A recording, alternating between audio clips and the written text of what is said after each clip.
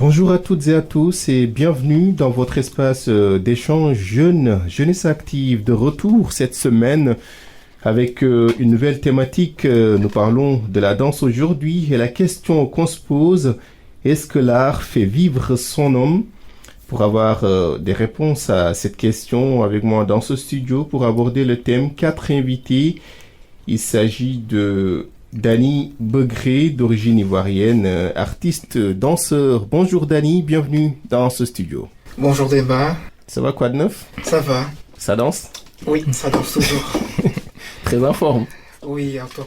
Merci d'être là en tout cas. Enchanté. Nous sommes également avec Alicia Ango, chorégraphe. Bonjour Alicia. Bonjour Demba. Quoi de neuf? Ça va, tu es grand, ça va. Tout baigne? Oui, comme d'habitude. En tout cas, merci d'être dans ce studio. Notre troisième invité s'appelle Rémi Modou-Sousso. Il est journaliste. Il a mené d'ailleurs une enquête sur la question, sur la danse au Sénégal. Bonjour Rémi Modou-Sousso. Bonjour Demba. Ça va, on dit quoi? On se porte bien. Hein? Voilà, la chaleur, on gère. Et la danse au Sénégal, ça va? Ça évolue. Il y a à manger et à boire. Oui, ça évolue dans le bon sens. En tout cas, merci d'être là dans ce studio pour parler de cette thématique aussi importante. On va commencer avec vous, Rémi Modou-Sousso. Je l'ai dit tantôt, vous êtes journaliste et vous avez enquêté sur la danse. Pourquoi ce choix d'enquêter sur cet art, Rémi? Oui, c'est déjà un domaine qui m'intéresse beaucoup. Voilà, j'avais pratiqué un peu la danse. Voilà, j'ai pas continué, mais voilà, le talent n'est pas là. Mais voilà, ici à Dakar, j'ai constaté qu'il y a beaucoup de praticiens de la danse. Je les vois beaucoup, souvent dans les espaces publics, ils s'entraînent. Ça a attiré ma curiosité. Je me suis dit, voilà, je vais les approcher, les demander, poser des questions un peu sur leurs conditions de travail. Et au fil des échanges, j'ai trouvé que c'était intéressant et je me suis intéressé un peu à leur secteur pour voir quelles sont les politiques qui sont mises en place pour un peu professionnaliser le secteur parce que voilà, c'est un domaine d'activité comme tous les autres et c'est la raison en tout cas principale qui m'a poussé à enquêter sur ce secteur pour voir en tout cas les politiques qui sont mises en place pour professionnaliser le secteur afin que ces gens puissent vivre de leur métier. Et vous pensez que le domaine n'est pas aussi professionnalisé au Sénégal? C'est ce que vous pensez, Rémi? En tout cas, on peut conclure que le domaine n'est pas encore en tout cas professionnalisé. Il manque beaucoup d'aspects pour que voilà, le secteur puisse en tout cas prendre son envol. Oui, très bien, avoir sa légitimité pour que le secteur puisse fonctionner concrètement. Par exemple, les échanges avec les autorités du ministère de la Culture, on constate clairement qu'il n'y a pas de politique bien définie pour que le secteur puisse avancer correctement. Donc ce sont ces différents éléments qui poussent à affirmer que voilà, le secteur n'est pas encore en tout cas professionnel comme il devait l'être. On va revenir vers vous, Rémi Modou-Sousso, pour voir un peu, en tout cas ce que vous avez découvert dans le cadre de votre enquête. Aller en profondeur. On donne la parole à Alicia Ango. Alicia, vous êtes chorégraphe. Pourquoi vous vous êtes intéressée d'abord à la danse et parlez-nous de ce choix de vous spécialiser en chorégraphie? D'accord Demba, merci pour la parole. Déjà, la danse c'est quelque chose que je pratique depuis le Gabon. Du coup, je suis gabonaise et j'ai grandi, ou du moins je continue de grandir dans un milieu chrétien. Donc la danse, j'ai commencé à l'appliquer dans l'église. Et ça m'a beaucoup marqué parce que exécuter des mouvements avec le corps, c'est également un moyen aussi pour célébrer Dieu. Et je me suis dit, pourquoi pas continuer dans cet élan-là, étant donné que je suis chrétienne, parce que aussi en tant que chrétien, on a la possibilité de manifester les dons et les talents. Et c'est un domaine qui me passionne énormément. Et lorsque j'ai quitté le Gabon pour venir ici à Dakar, c'est une vision tout simplement que je continue de poursuivre. Et par la grâce de Dieu, ça bénit des personnes, que ça soit dans les 4 murs de l'église ou hors même de l'église, pour les événements avec des stars gospel qui viennent de leur pays au Congo, ceux qui sont du Congo, de la Côte d'Ivoire, etc. Et même les Sénégalais ici à Dakar, lorsqu'ils ont des concerts, pourquoi pas, ils initient l'apport des danseurs et des chorégraphes en fait. Alors, Dany Begré, Vous êtes danseur. Hein. Pourquoi vous avez choisi cet art? Cet art, pourquoi pas. Alors la danse, j'ai commencé la danse depuis tout petit. Pourquoi? Parce que déjà en tant que petit garçon, comme tous les garçons d'ailleurs, j'aimais beaucoup tout ce qui fait bouger. Voilà, tout ce qui donne, tout ce qui booste l'adrénaline, tel que les sports d'action, l'acrobatie, la danse. Et j'avoue que j'ai été influencé par ma grande sœur qui est aussi danseuse. Donc au début elle ne me laissait pas aller aux répétitions, mais au fil du temps je me suis entraîné. J'ai fait mes preuves et aujourd'hui j'ai eu un avantage pour moi, c'est qu'au Sénégal la plupart des jeunes n'hésitent pas à se connaître et donc lorsque tu te rapproches d'un jeune, tu vois il danse et tout, ça facilite les choses. Donc j'ai commencé à l'âge de 10 ans, on va dire 10 ans, donc 10 ans j'ai commencé à sortir, je voyais des grands s'entraîner, moi aussi je me suis mis. Et j'ai développé ce talent par plusieurs styles de danse et ainsi que l'acrobatie aussi. Pourquoi? Parce que c'est ce que j'ai toujours voulu faire.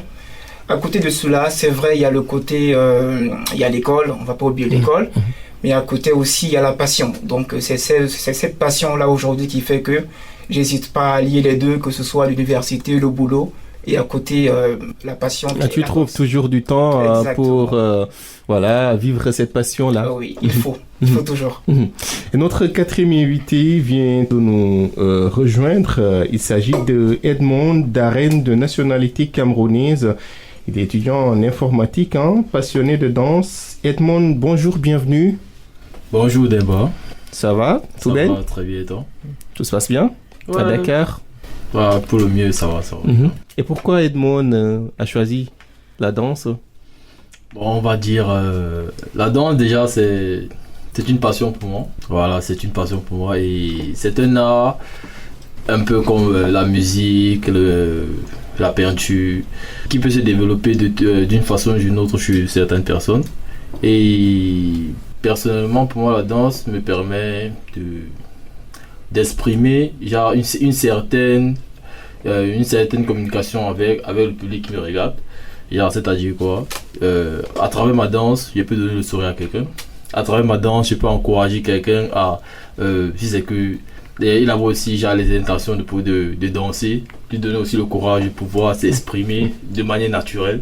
Et à travers la danse également, ça fait en sorte que voilà, moi-même également, j'arrive vraiment à me dégager en fait. Voilà, tu libères des émotions. Voilà, tu t'exprimes à travers la danse, tu t'épanouis. Exactement. Et j'ai commencé à danser un type de danse qui s'appelle le coupé décalé. Voilà, j'ai commencé au coupé décalé au pays. Celle qui vient de chez Dani. Voilà. Parce que je danse pas le coupé décalé. J'ai commencé à le coupé décalé et tout. Et ensuite, j'ai continué à me perfectionner et j'ai acquis une autre capacité à danser aussi l'afro-dance. Voilà, où j'ai commencé à me perfectionner également. Et c'est après ça que j'ai maintenant commencé à vouloir donner maintenant mon talent dans l'église. Voilà, pour mieux exprimer mon talent à travers les bénédictions et la grâce de Dieu en fait. Rémi Modoussoussou, apparemment vous voulez réagir et dites-nous, dans le cadre de votre enquête, qu'est-ce que vous avez découvert? La danse au Sénégal, comment est-ce qu'elle se porte? La danse, je dirais qu'elle se porte bien. Malgré les difficultés que rencontre le secteur, elle se porte bien. Chaque jour, on rencontre des passionnés qui s'entraînent, voilà, même s'ils font d'autres activités à côté. Mais dès qu'ils terminent, ils viennent, ils s'entraînent pour se perfectionner chaque jour. Parce que voilà, souvent, ils ont des prestations, ils ont des concerts où ils sont sollicités. Donc, c'est un secteur qui se porte bien, qui attire chaque fois des nouveaux adhérents. Voilà, malgré les difficultés, c'est un secteur qui se porte bien. Vous confirmez, Alicia? Oui, je confirme parce que moi-même, c'est mon quotidien. Je travaille, je fais des répétitions pour préparer effectivement des événements. Donc, ça veut dire que je trouve un temps pour ce que j'aime faire, en fait. C'est-à-dire, au-delà de tout, je sais me sacrifier. Parce que je sais que ce qui est en moi, j'ai la possibilité de communiquer cela, en fait. Et en allant aussi à l'école, avec l'emploi du temps, c'était souvent chaud.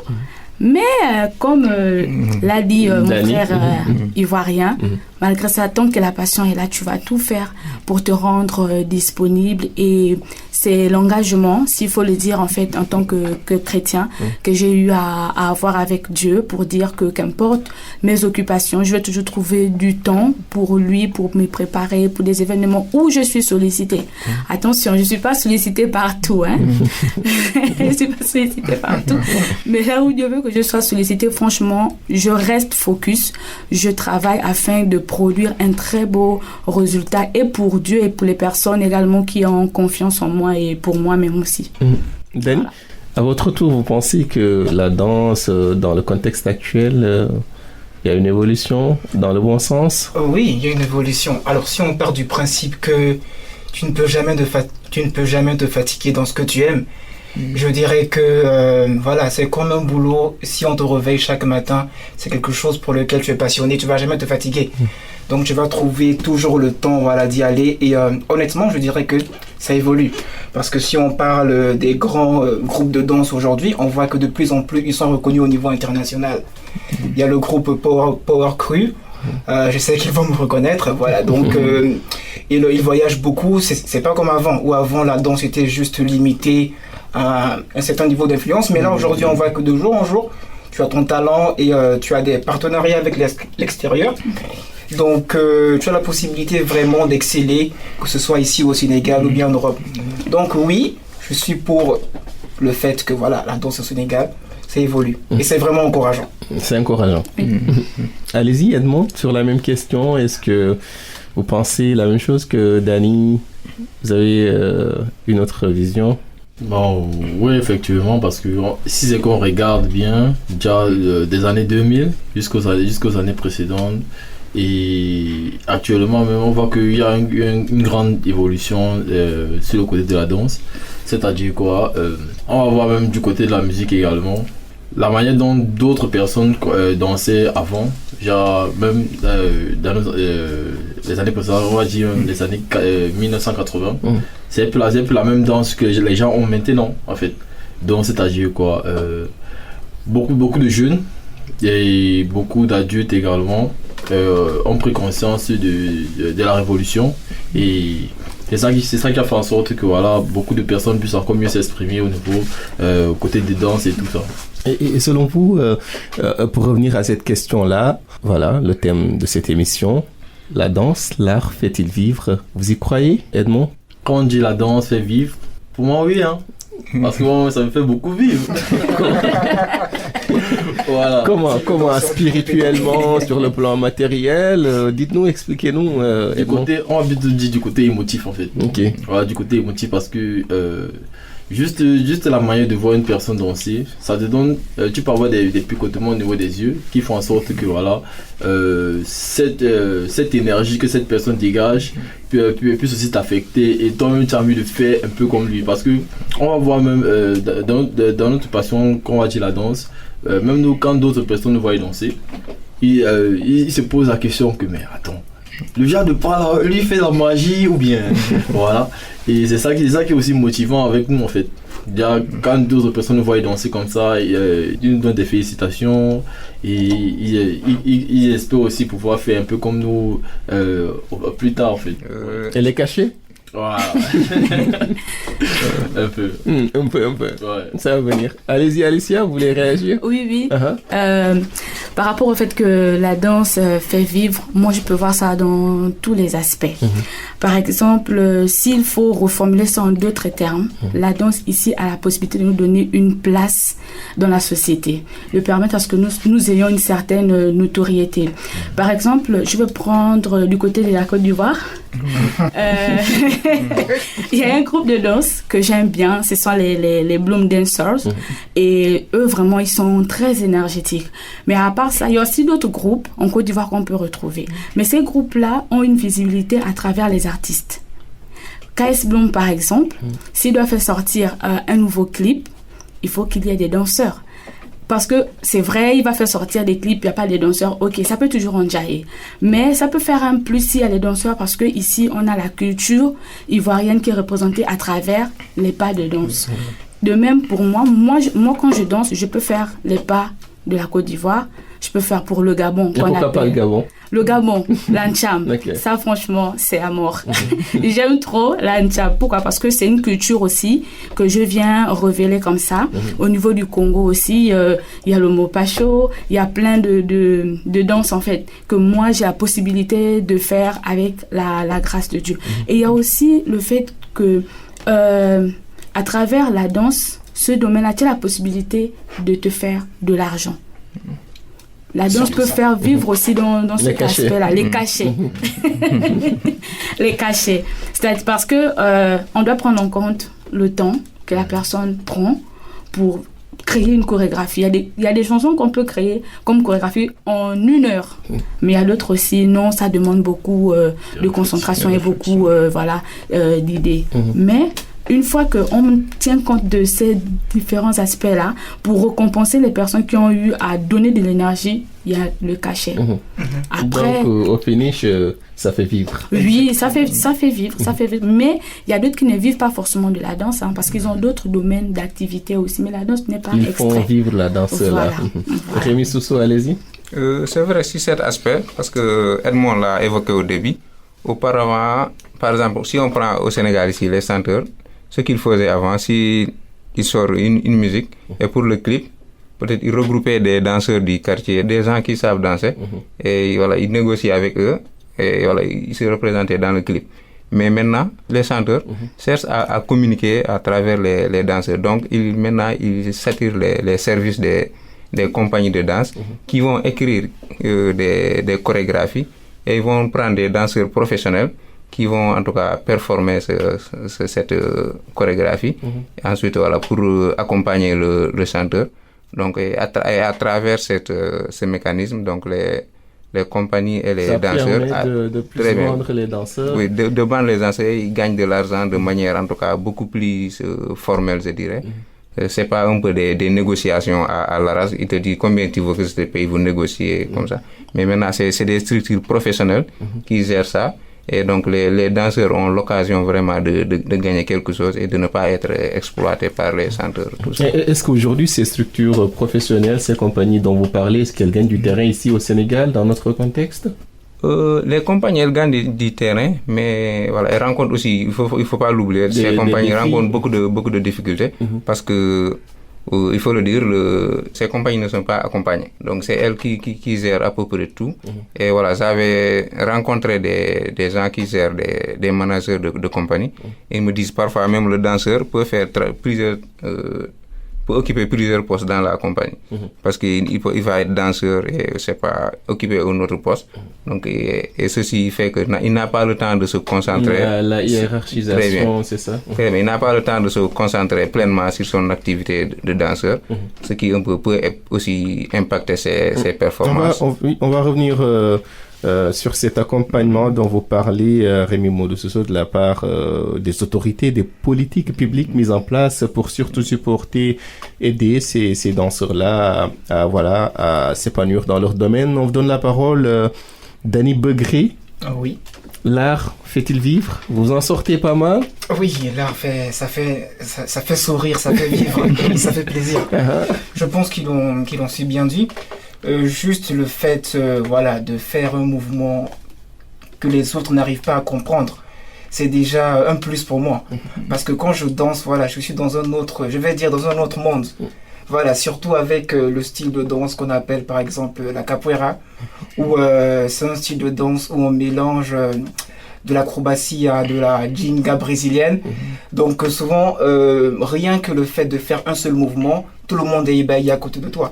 Après, tu oublies qu'il y a ces centaines de personnes. C'est cette satisfaction de l'audience qui vous donne de la motivation. Exactement. Cette satisfaction de l'audience, comme vous l'avez si bien dit, mais en moi-même, parce que quand je danse souvent, et que, par exemple, je tombe, je ne me rappelle même pas que je suis tombé. Parce qu'en gros, c'est ma danse, c'est moi qui connais la chorégraphie. Qui dit pas que j'ai fait exprès de tomber.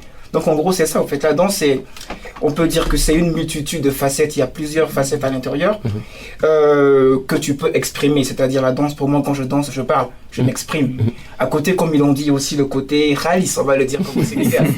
Oui, il y a le côté argent parce que c'est vrai que j'ai été aussi appelé plusieurs fois sans le savoir où on cherchait des danseurs. Et derrière, à part le fait que toi-même tu es content parce que tu danses, à côté il y a une petite enveloppe à côté. Cette rémunération. Donc ça fait beaucoup plaisir, ça fait et c'est là où tu comprends que les gens cherchent cela. Il y a des personnes qui aujourd'hui t'appellent parce qu'ils veulent voir cela, ils veulent voir la danse. Et donc, la danse fait vivre, pourquoi pas. Daniel, sur scène, qu'est-ce qui l'inspire? Alors sur scène, oui, la foule. La foule m'inspire, les jeux de lumière, les fumigènes et aussi le style de danse. Et vous en pratiquez combien, les styles? Alors les styles de danse, j'en pratique, on va dire 3. Okay. Malheureusement, je suis ivoirien, mais je ne danse pas le coupé-décalé. J'ai toujours voulu apprendre, mais mon corps était trop raide. Parce que j'avais commencé par un style de danse qu'on appelle le popping. C'est un dérivé du hip-hop, voilà. Où on met un peu de robot, de slow motion. Donc, c'est par là que j'ai commencé. Ensuite, avec la gym, je me suis mis à la capoeira, qui est aussi un style de danse brésilienne. Et à la fin, j'ai terminé avec la danse contemporaine, qui est un dérivé de la danse moderne, la danse classique. Ce sont mes 3 styles de danse. Alicia? Oui. Qu'est-ce qui vous inspire quand vous devez faire une prestation?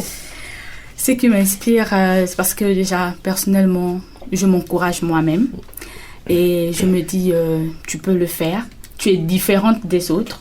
Tu dois marquer la différence. Donc, effectivement, il y a la foule qui est là parce que je sais que je vais leur donner du sourire. Je ne les connais certainement pas, mais on va communiquer de manière mutuelle à travers ce que je dégage. Il y a exactement le jeu des lumières, il y a aussi le confort sur la scène, bien que parfois il n'y a pas toujours le confort sur la scène, mais il faut s'adapter.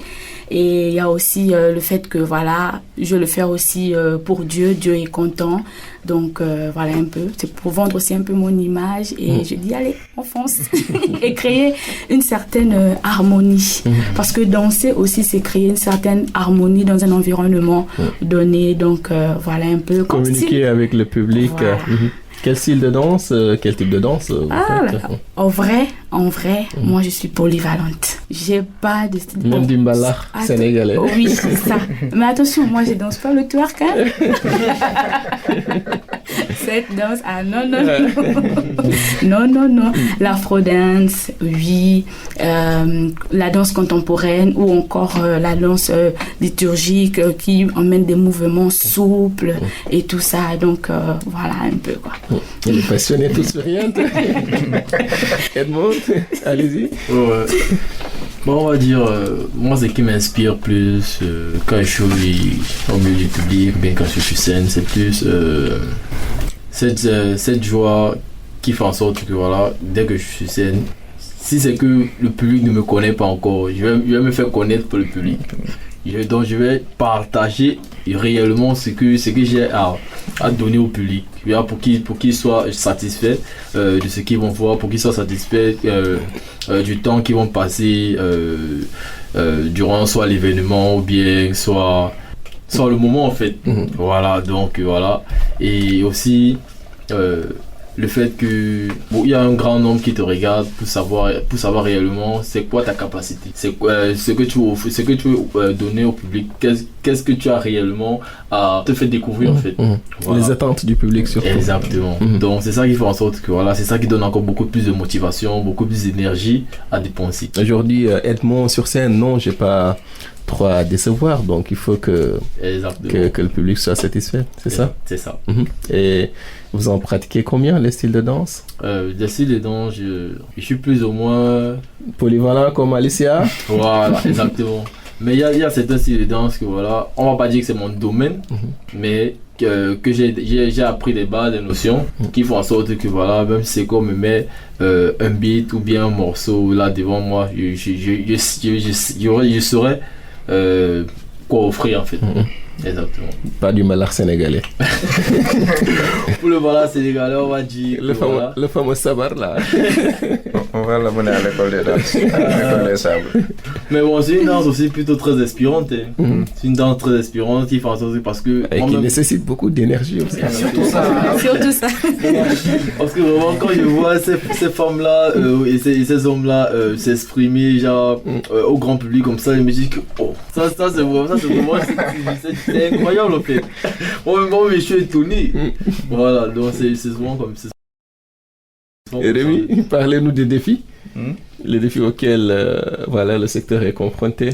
Moi, je dirais le principal défi, en tout cas, c'est de renforcer la professionnalisation du secteur, de faire en sorte que les acteurs puissent évoluer dans un cadre précis, un cadre bien régulé.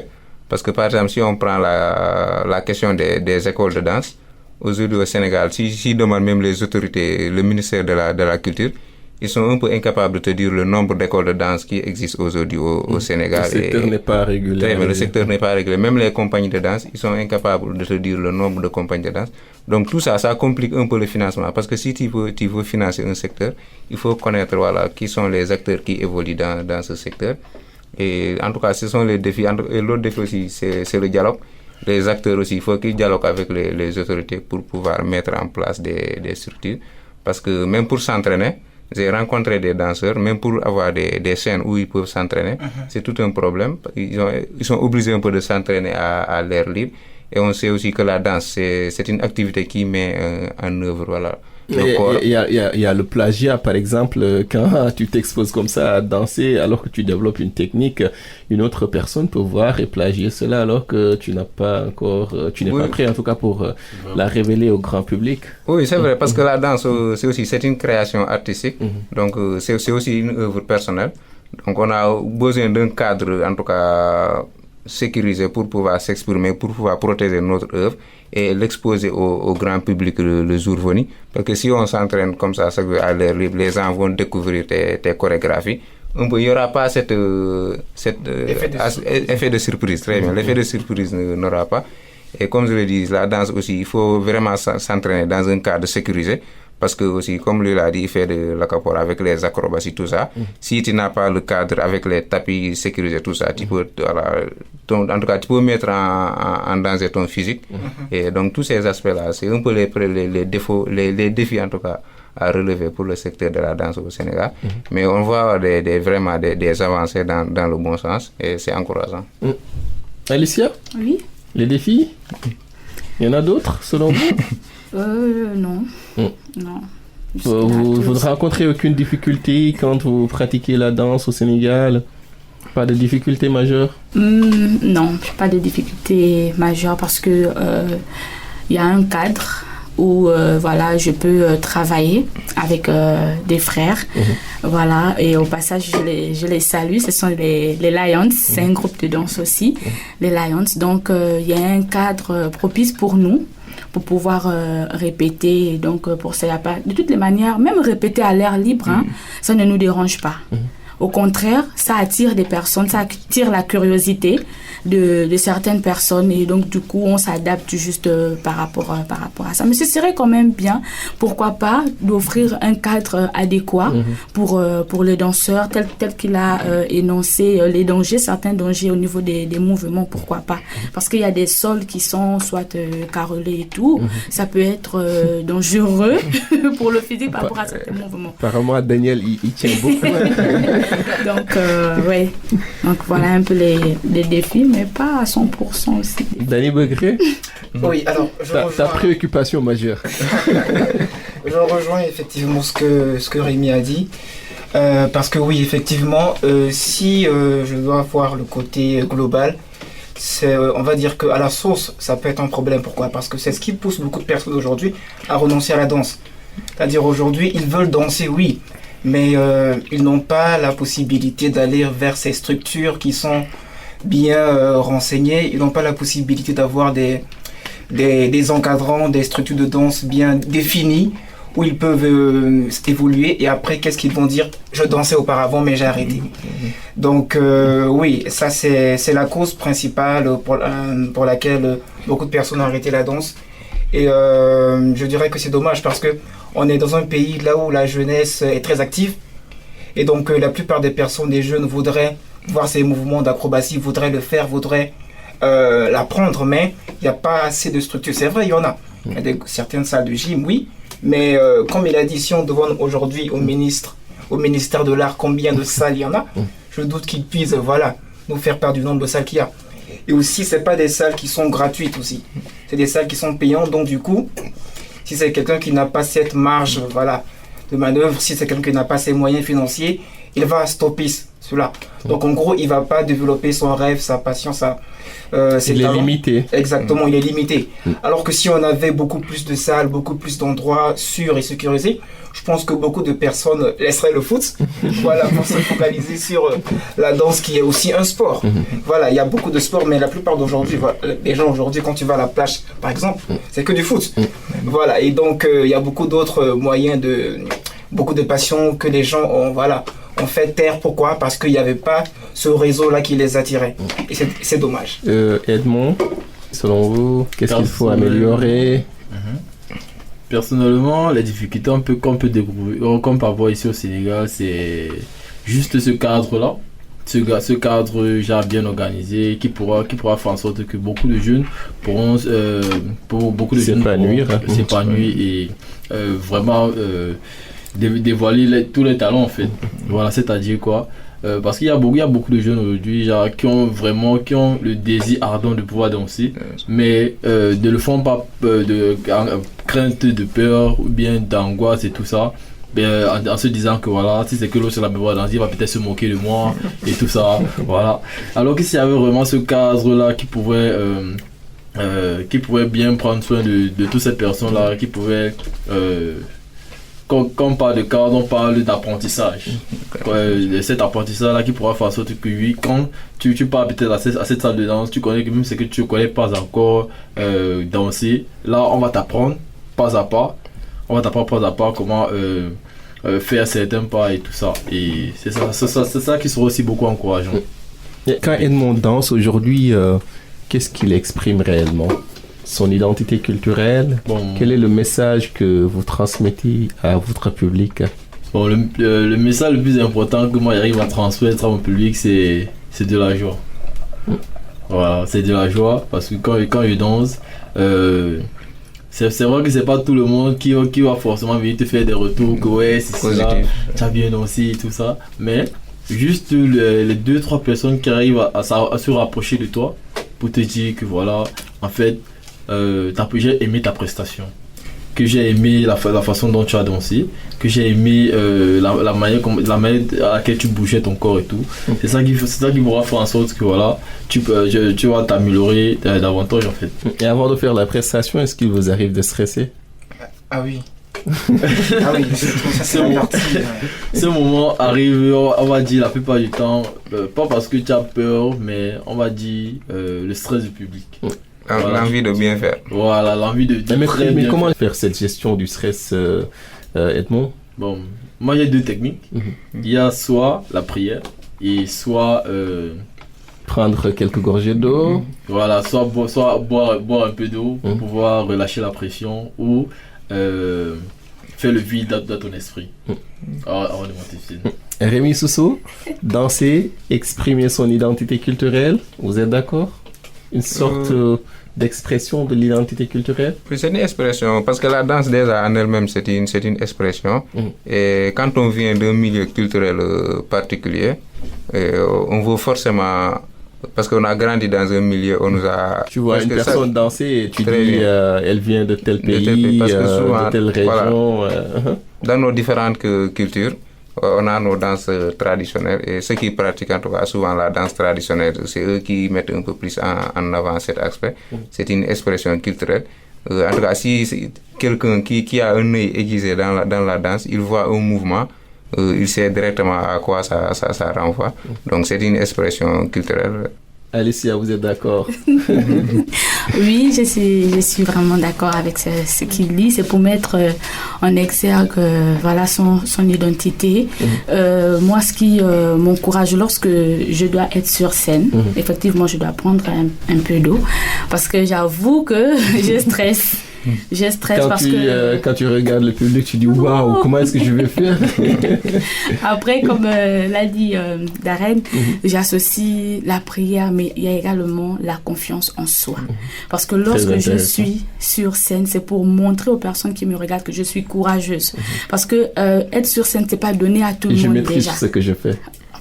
Et je maîtrise ce que je fais. Si je suis là, c'est parce que je me suis préparée. Et me voici maintenant pour vous servir. Et donc, voilà. Et souvent même, on me défie. On me dit, oui, tu es gabonaise. Est-ce que tu connais telle danse traditionnelle? J'ai dit oui. Et je fais les démos. Voilà. Parce que je sais d'où je viens. Donc, il me doit d'être, comment dirais-je, capable de pouvoir faire une danse traditionnelle de chez moi. Par exemple, du côté fan, on a les lônes. Les lônes, c'est une danse vraiment très énergétique. Parce qu'il faut bouger le corps d'une manière, non? Il y a aussi mon côté pour nous aussi, de toutes les façons.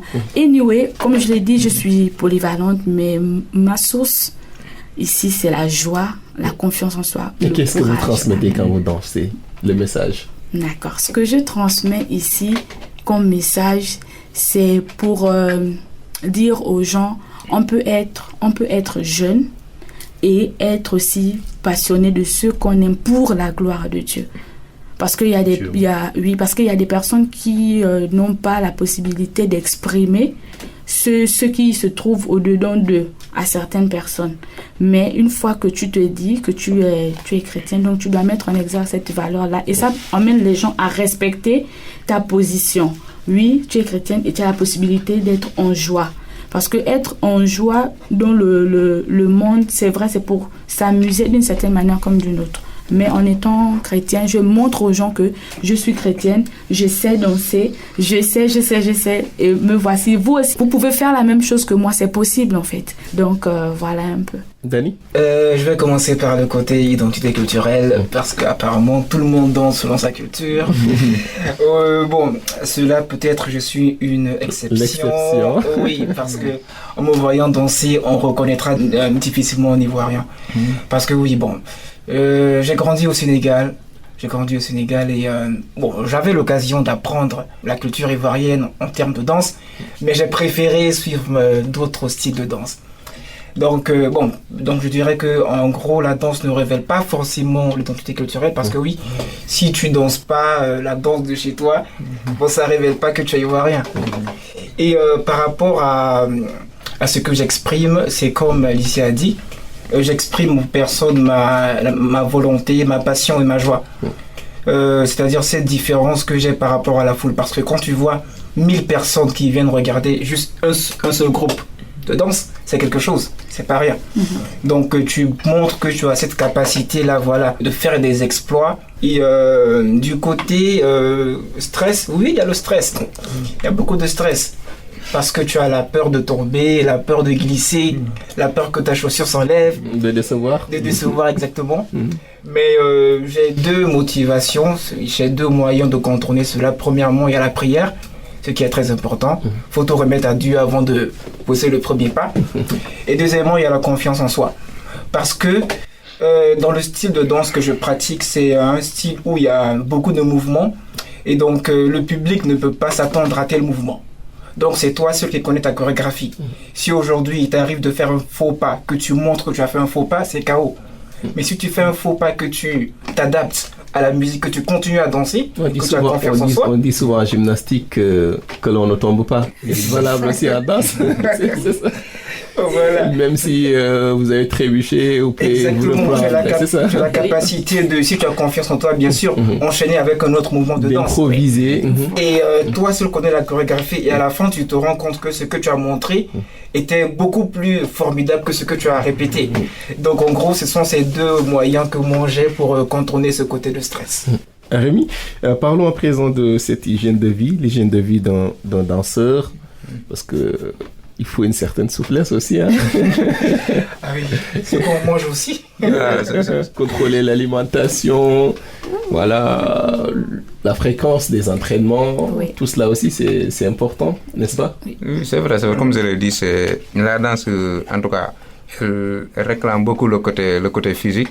Donc il faut vraiment prendre en soin son corps. Et comme je l'ai évoqué au début, par exemple, avoir une structure où on peut s'entraîner correctement pour en tout cas préserver notre santé, c'est déjà un aspect important. Mais aussi prendre en charge son physique avec notre alimentation, le repos. Tu ne peux pas prendre des burgers tout le temps. Ah, ça, on peut dire que c'est la base, quoi. Et surtout le repos, parce qu'il faut bien reposer le corps, parce qu'en sachant que demain encore, on va le mettre à rude épreuve pour maîtriser les dormir tôt. Et voilà, beaucoup l'ont évoqué ici. Ils font ils ont d'autres activités à côté.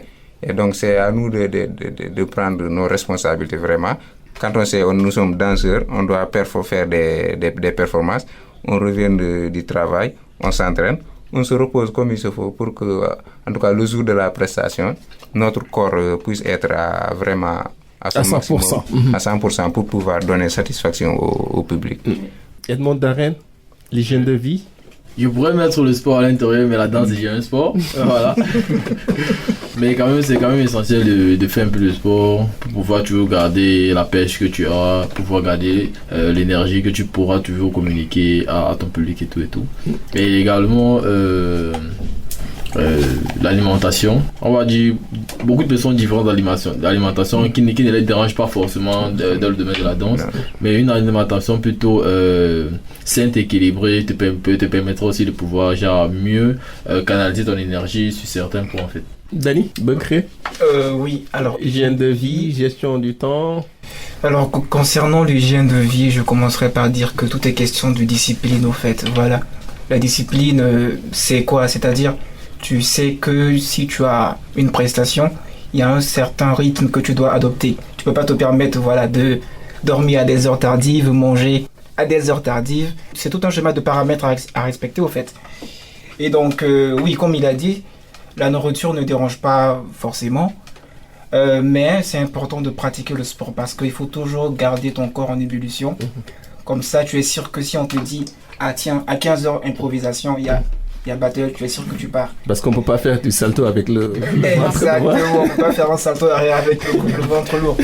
Donc tu dois t'assurer de toujours être en forme, toujours manger, voilà, en qualité surtout, pas forcément en quantité. Dormir tôt et beaucoup de repos. Beaucoup de repos, pourquoi? Parce que le repos, c'est ce qui fait la différence entre ce qu'on fait à côté et la danse. Maintenant, côté gestion du temps, oui, c'est important aussi. Bon, moi, j'ai terminé les études, mais je travaille quand même. Et donc, j'avoue que souvent, c'est un peu compliqué avec l'emploi du temps de me libérer pour les entraînements. Donc, j'ai adopté un planning qui m'arrange, c'est-à-dire matin avant le boulot et après le boulot, c'est entraînement. Comme ça, je sais que lorsque j'ai une prestation, je le prépare avec les entraînements le week-end et tout passe bien. À la fin, vraiment, tout passe bien. Alicia, allez-y. Oui. Je vais aller dans le même sens. La discipline est très, très, très, très importante, surtout dans le domaine de la danse. Perso, j'arrive à m'organiser parce que je travaille. Et en même temps, si j'ai un programme de répétition, déjà au départ, j'ai une date pour une prestation par rapport à un événement. Donc, et moi, ainsi que les autres membres de mon équipe, on s'entend pour trouver des jours qui pourront nous arranger pour qu'on se retrouve et qu'on travaille. Et moi aussi, de mon côté, ça pourra m'aider parce que je peux commencer le travail à 6h et finir à 15h et la répétition peut se faire à 17h. Donc, dans cette marge-là, j'ai la possibilité de souffler un peu et me préparer. Et je dois également faire attention à ce que je mange. C'est vrai que j'aime le piment, mais à un certain moment, j'ai dit non. Si je dois quitter à 17h de chez moi avec le ventre ballonné et une sauce pimentée, ça va pas le faire. Je pourrais pas donner quelque chose au niveau des répétitions et tout, et je pourrais être un peu nonchalante en fait. Donc il y a aussi ça. Moi, j'ai pas le problème. Moi, je mange bio. J'évite de manger dehors. C'est des choses que j'aime pas trop parce que je préfère préparer moi-même en fait. On va parler à présent des projections puisque l'émission est presque arrivée à terme. On se projette, hein? Où est-ce que Alicia se voit dans quelques années comme danseuse, bien sûr? Moi, je me vois par exemple au Congo. je me vois en Europe parce que je sais, de base, je ne suis pas n'importe qui. Il faut rêver grand, voilà, parce que aussi, comme on dit, celui qui est en moi est plus grand que celui qui est dans le monde. Donc, je sais que Dieu est en moi. Il a mis quelque chose en moi. Il peut le faire et par la grâce de Dieu, il peut m'emmener où il veut. J'ai la preuve ici des personnes qui ont commencé de plus bas et qui sont aujourd'hui en haut. Par exemple, il y a la danseuse Jenny BSG, Oui. la Congolaise. Oui. Voilà. Elle inspire, hein. Elle inspire et tout parce qu'elle a commencé du plus bas et aujourd'hui elle est Et vous voyez aussi comme une grande formatrice en matière de danse. Exactement, que ça soit ici à Dakar parce que Dakar c'est mon pays. Dakar c'est mon pays, je me sens à l'aise. Donc Dieu peut dire que allez, ça tu as fini avec Dakar, tu peux aller dans un autre pays. Il n'y a pas de souci, je m'adapte, je fais tout ce que j'ai à faire. L'essentiel pour moi, je vois ça comme étant une ambassadrice. Perso, je me vois comme une ambassadrice dans le domaine de la danse. Donc, voilà un peu. Darren Edmond, l'avenir de la danse, votre carrière en tant que danseur, quels sont les projets à venir? Bon, mes projets en tant que danseur, c'est forcément d'aller plus loin dans le domaine de la danse parce que voilà, j'ai foi qu'avec la danse, je pourrais également arriver quelque part, malgré déjà ce que je fais comme étude et tout. Et j'aime beaucoup me diversifier aussi. Donc, je sais qu'avec la danse, puisque de nos jours maintenant, c'est plus comme avant, qu'il n'y avait pas forcément d'opportunité pour pouvoir percer dans la danse ou bien essayer de pouvoir gravir l'échelon petit à petit. Parce que je m'inspire aussi de beaucoup de personnes, un peu comme un Gabonais que je suis sur les réseaux, qui a quitté du Gabon, qui est maintenant en Europe et qui fait de grandes prestations là-bas. Oui, et également un danseur ivoirien, si je ne me trompe pas, je crois que c'est Bébé Sans Housse, voilà, qui a quitté de la Côte d'Ivoire, voilà, et qui a maintenant sa grande salle de danse au niveau de la France, où il entraîne également beaucoup d'autres danseurs à pouvoir se perfectionner, tout ça. Et c'est vraiment ces espoirs qui font en sorte que voilà, tu te dis pourquoi pas, qu'est-ce que tu n'as pas que l'autre là trouve, voilà. Et c'est un peu tu es ambitieux. Exactement. Il faut l'être en tout cas. Dani, quels sont les projets? Oui, côté projet, alors premièrement oui, je me vois toujours continuer la danse. Pourquoi pas se marier aussi avec une danseuse? Oui, alors oui, et mon plus grand désir c'est vrai, on entend comme certains le disent, si d'autres ont l'opportunité de voyager et d'avoir de grandes salles, c'est vrai, c'est quelque chose de très bien. Et moi, mon but, serait de créer ces mêmes structures ici, au fait. C'est-à-dire que les personnes n'aient pas forcément à aller voyager. Parce que c'est vrai qu'en Europe, il y a beaucoup plus de facilité. Tu attires beaucoup plus de monde, il y a beaucoup plus de partenariats. Et donc, c'est beaucoup plus facile d'étendre tout ça. Elle est cachée aussi. Exactement, il est caché. Mais pourquoi pas ne pas faire ces mêmes structures ici? Donc, c'est-à-dire, moi, mon but, c'est pas forcément de faire une structure spécialisée dans la danse, mais c'est une structure où les personnes n'ont pas peur d'exprimer leur talent. De se dire que vivre, c'est pas forcément rester dans un bureau en tapant sur des claviers. C'est-à-dire que tu peux réussir dans la danse, tu peux réussir dans tout ce qui est artistique. Donc créer ces structures-là où les personnes peuvent apprendre et développer leur talent en danse, en art, ici en Afrique, surtout au Sénégal. Rémi Modoussousso, l'avenir de la danse. Vous avez enquêté sur le sujet, c'est à un niveau aujourd'hui. Et où est-ce que vous voyez l'art dans les prochaines années? Dans une décennie par exemple?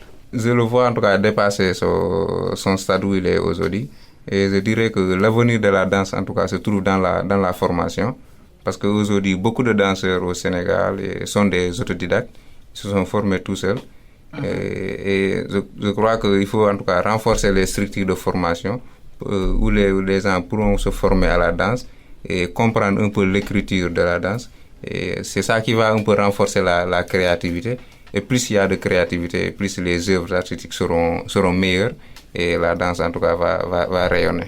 Je vous remercie, Rémi Modoussousso. Vous êtes journaliste, vous avez travaillé sur la danse et vous avez enquêté sur le sujet.